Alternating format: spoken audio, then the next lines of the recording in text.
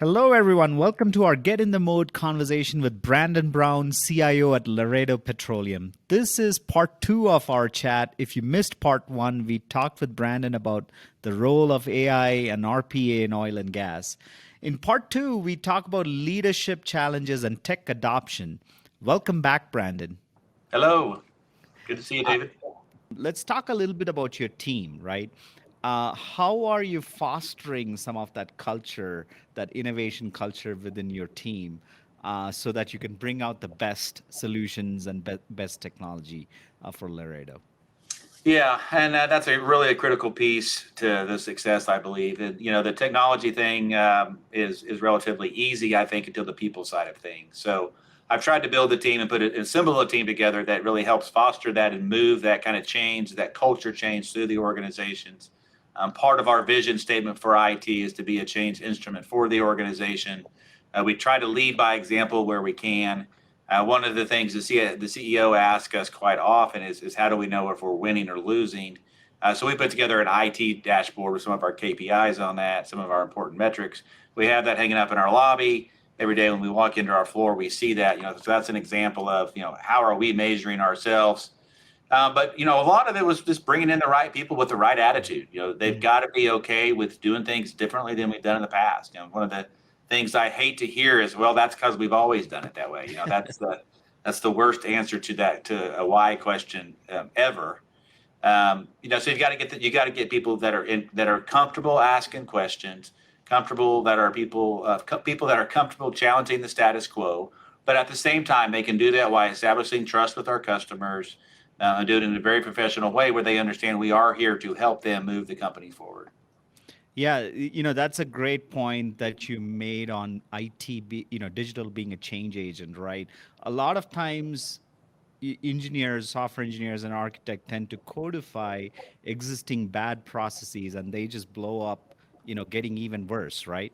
That's right. Because now it's codified with digital. So you are almost like challenging, like, why are we doing it this way? Almost like falling in love with the problem rather than coming at it with a solution like, okay, let's digitalize everything.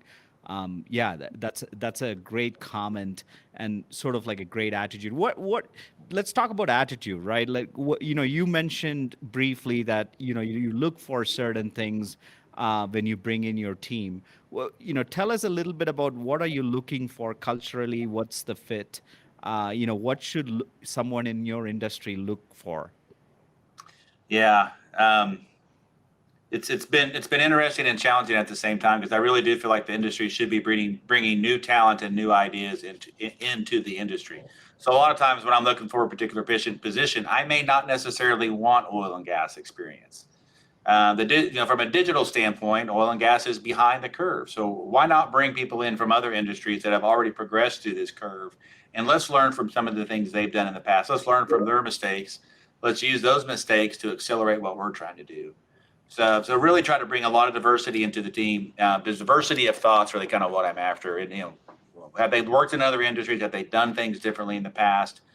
Do they have an open mind to doing things differently, even in their own technical suite? Are they interested in learning new things? Here at Laredo, we have a relatively small IT department, so you get to wear a lot of hats. And I found that either people really enjoy that or they really hate that. A lot of people want to be very specialized in the industry and be very deep in some certain technology. Well, here it's a little bit. You got to have some depth too, but you got to be pretty wide too, right? So that's attractive to a lot of people and not so. That's great. Let's talk a little bit about the interaction with your stakeholders, right? One of the things, so you talked about your internal IT digital team. Now, what's the collaboration, the exchange that they're having with the stakeholders and the business teams out there, right? Um, One of the biggest challenges that CIOs face is tech adoption. Now, what are some strategies that you are implementing around adoption, especially oil? People are, you can argue that people resist technology more on the digital side, right? What are some strategies you're putting in place around that area in terms of adoption? Yeah, I'm happy to share some. This is our largest challenge, right? It always has. It always is. I always underestimate the challenge of trying to get people to look at things a little bit differently, right? And we don't have all the answers, but we've got some ideas that have worked. And to me, the most important thing is you've got to get trust established with those folks. They're not going to do anything with you without resistance unless there's some level of trust there, right? So we work hard at the beginning to get that trust established.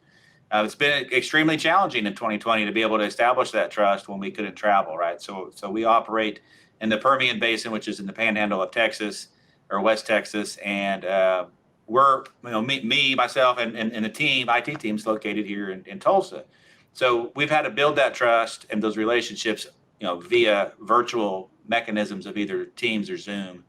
And that's presented a real challenge for us. It is much easier to build a relationship and establish trust when you can get out there and shake a hand and spend some time with folks. But establishing that trust is really kind of the major prerequisite or foundation you've got to have in place in order to get them to start to trust you that, hey, maybe you can actually help them with their day job. And how I like to do that, and what's worked really well Mm. for us, is we sit down with them. Hey, what do you hate to do the most? Like what do you dislike about your job the most? What's the most challenging thing you do, right? And let's start with some kind of easy win that gets them in touch with the technology where they start to see what it can do and open their eyes a little bit. It's actually one of my favorite things is when you have someone that's kind of doubting what you can do, which is it's a perfectly natural instinct to have a little skepticism with what it is we're trying to do. But when that light bulb clicks and they see the value in it and they start to understand, that's one of the most exciting things, because what's great about that is once they understand our capabilities, they then come up with the really great ideas. It's not us that have the great ideas. We've got some good ideas to get them started, but it's really once they understand the capabilities of the technology, the flywheel really starts to get spinning pretty fast from how we can actually help them. With some rapid fire questions. What's been on your iPhone or phone? What sort of music have you been listening to in the last 7 days? Last 7 days, I listen to a lot of different things. Country music. I'm from Oklahoma, right? So country music is probably up there on the top of the list of quite a bit. I like jazz Name as well. name name a few artists. Oh, geez. Yeah, I gotta like Garth Brooks, right? He's from Oklahoma. Gotta like him, right? Good. All those guys. And then I listen to jazz a little bit too. So like if we're cooking dinner in the evening or something like that, I enjoy having some jazz on. That's great. Now, some inspirational books you've read within the last 6 months.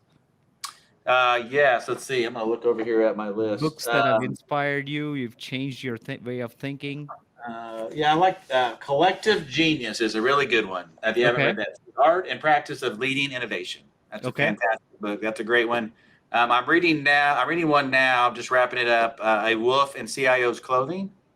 That's Okay. another fantastic one. That's really focused on how the relationship with the CIO and the other C-suite executives is changing and what that role needs to look like going forward, and some strategies on how to be effective in that with that new role. That sounds like a great book for some of our tech leaders who are listening to this podcast. So I haven't heard of it, so I got to check it out. Um, and then one more question. You talked about cooking. What do you like cooking? Yeah, here recently we bought a pizza oven. So we've been playing around with that. We kind of bought it last year through COVID. It's kind of a family event, right? So the wife kind of makes the dough. The son and I will dress the pizza and then cook it out in the pizza oven. So that's been kind of fun. You can cook a pizza in about a minute if you got the oven going just right. So that's been kind of our latest thing. Uh, Also enjoy just anything cooking outside, any kind of steak on the grill, whatever is always an enjoyment.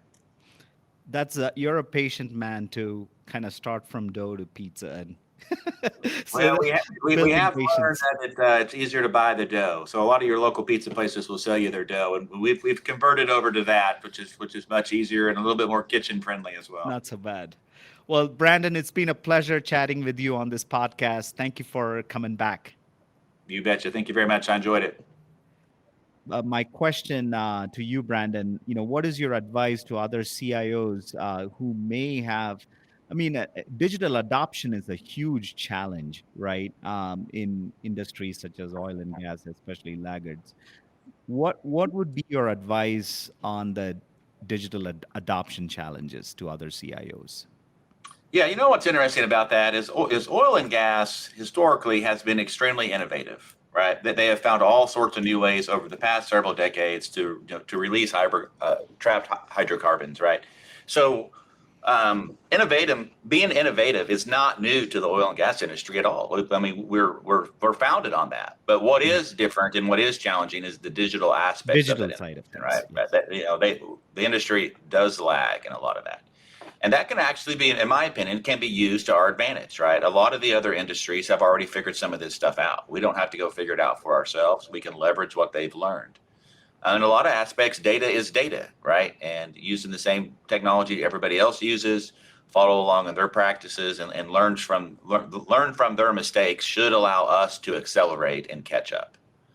But it's got to be you've got to start off with initiatives that deliver value quickly. Would be my advice. Start off with low hanging fruit. There's so much to be gathered out there from a digital standpoint. If it's longer than a 6 month return, I mean, if you're trying to gain support on something that's going to take you 12 or 18 months, you're focused on something too big.